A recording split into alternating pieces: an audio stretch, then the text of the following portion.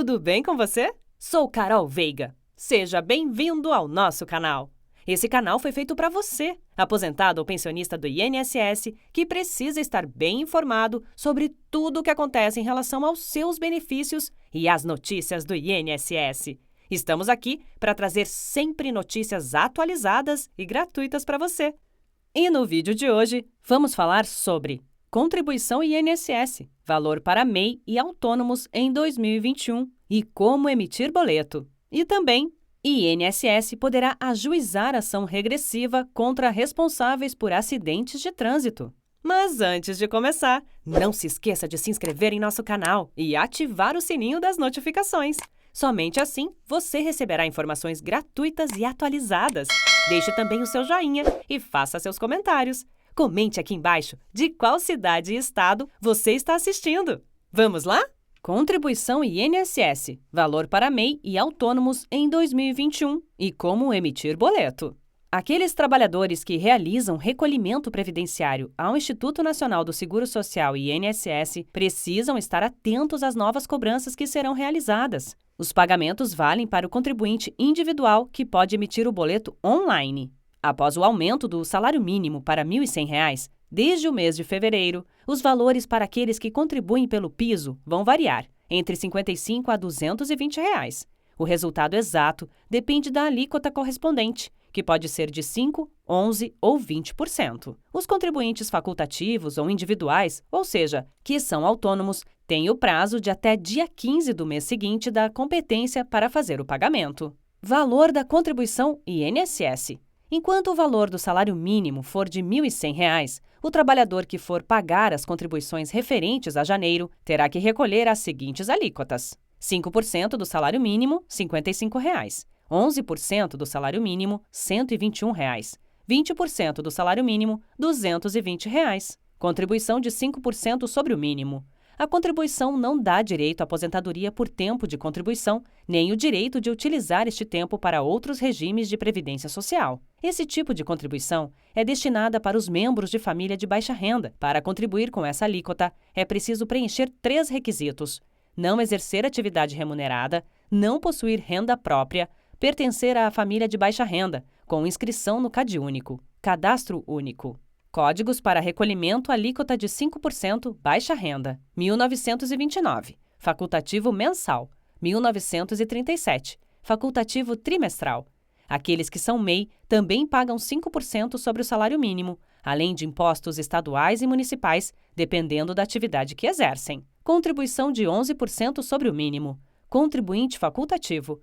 Esses não prestam serviço, não têm relação de emprego com pessoa jurídica e não exerce atividade remunerada, pode pagar 11% sobre o salário mínimo para manter a condição de segurado do INSS. Contribuinte individual. São contribuições para aqueles que exercem atividade remunerada e que, logo, têm a obrigação de pagar o INSS sobre a remuneração mensal.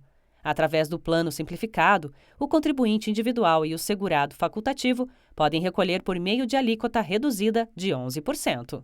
O cálculo será 11% do salário mínimo, R$ 121.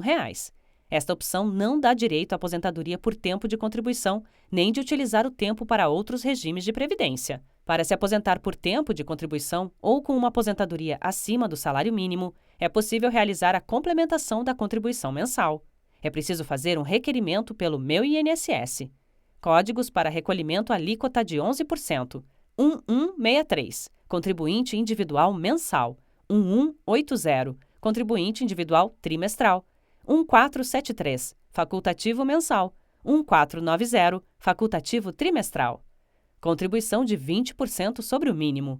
A contribuição é destinada para aqueles que são contribuinte individual ou facultativo que pretende conquistar a aposentadoria por tempo de contribuição ou que deseja uma aposentadoria por idade com um valor maior que o salário mínimo.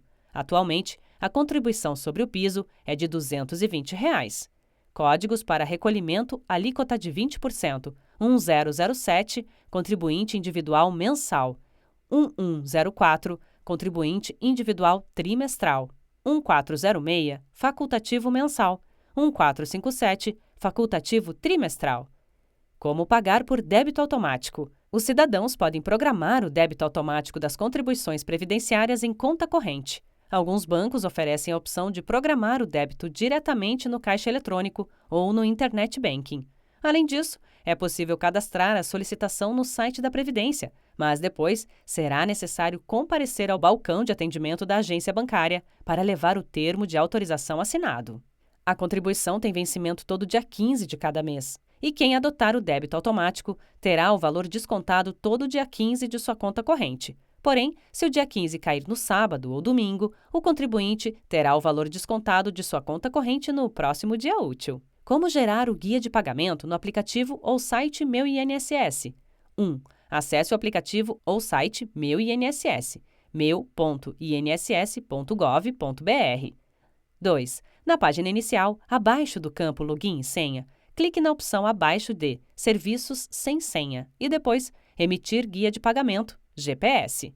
3. Você será direcionado a uma página da Receita Federal.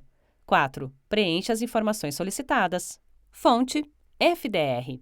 INSS poderá ajuizar ação regressiva contra responsáveis por acidentes de trânsito. A Comissão de Seguridade Social e Família da Câmara dos Deputados aprovou a possibilidade de o INSS propor ação regressiva em face dos responsáveis por acidente de trânsito, que ocasionam danos a terceiros e resultam na concessão de benefícios previdenciários a segurados e dependentes do Regime Geral de Previdência Social. O projeto de lei 6.382/16 é de autoria da deputada Cristiane Iaredi, PL Paraná, mas o texto aprovado é o substituto da relatora, deputada Dulce Miranda, MDB Tocantins. A matéria agora segue para análises das comissões de Finanças e Tributação e de Constituição e Justiça e de Cidadania.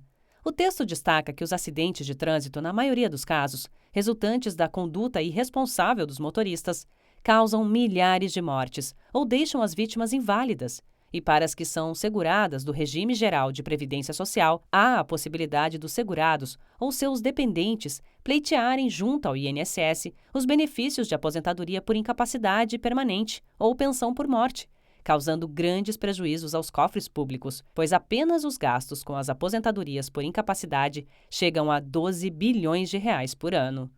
Diante desse cenário, o projeto de lei prevê a alteração do artigo 120 da Lei 8.213/1991 para incluir na norma legal a possibilidade de propositura de ação regressiva do INSS em face do causador de acidente de trânsito, quando houver dolo ou culpa grave, que resulte em dano a terceiro, tais como os eventos de morte ou invalidez, que culminem na concessão de benefícios previdenciários. A relatora enfatiza que os responsáveis pelos acidentes de trânsito respondem pelos seus atos em outras esferas jurídicas, mas que tais penalidades não são suficientes para coibir a conduta imprópria de muitos motoristas. Não olvidamos que as pessoas que causam acidentes de trânsito de forma dolosa ou culposa podem responder nos campos penal, civil e administrativo, mas isso não tem sido suficiente para fomentar um comportamento responsável no trânsito. Infelizmente, ainda observamos serem comuns a ingestão de bebida alcoólica antes de dirigir, a prática de rachas, competições entre veículos em alta velocidade em vias urbanas, a ultrapassagem em local proibido, entre muitas outras ações inconsequentes.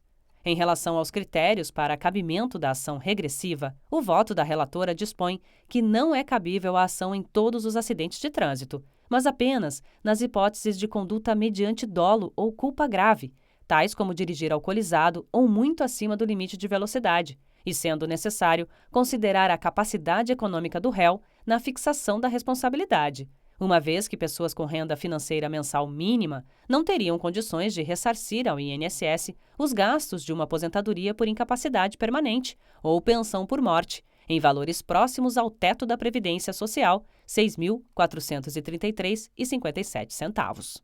O Código Civil, no capítulo da obrigação de indenizar, apresenta um caráter punitivo ao dispor no artigo 934 que o real causador do dano responde pelos prejuízos causados à vítima, sendo uma forma de ressarcir a pessoa que, embora não tenha dado causa ao ato ilícito, tem a obrigação de indenizar a vítima, mas também apresenta um caráter preventivo pedagógico visando desestimular a prática de determinada conduta ilícita, diante do receio de sofrer o prejuízo financeiro. Na Lei de Benefícios da Previdência Social, há previsão do ajuizamento de ações regressivas do INSS, em face das empresas para os casos de negligência concernentes à segurança e higiene de trabalho, indicados para a proteção individual e coletiva dos empregados, e para situações de violência doméstica e familiar contra a mulher, mas não há disposição sobre os acidentes de trânsito, fato que confirma a importância do referido projeto de lei, tendo em vista que o INSS pleitear o ressarcimento dos valores dos benefícios previdenciários pagos às vítimas dos acidentes de trânsito, sem previsão em norma jurídica, fere o princípio da legalidade, nos termos do artigo 37 da Constituição Federal, ao determinar que a administração pública deve agir de acordo com a expressa previsão legal. Fonte Rota Jurídica. E então, o que você achou deste conteúdo? Espero que você tenha gostado. Para mais notícias como estas, não se esqueça de se inscrever em nosso canal e ativar o sininho das notificações. Assim você fica por dentro de todas as notícias que trouxermos aqui no canal. Obrigada e até logo!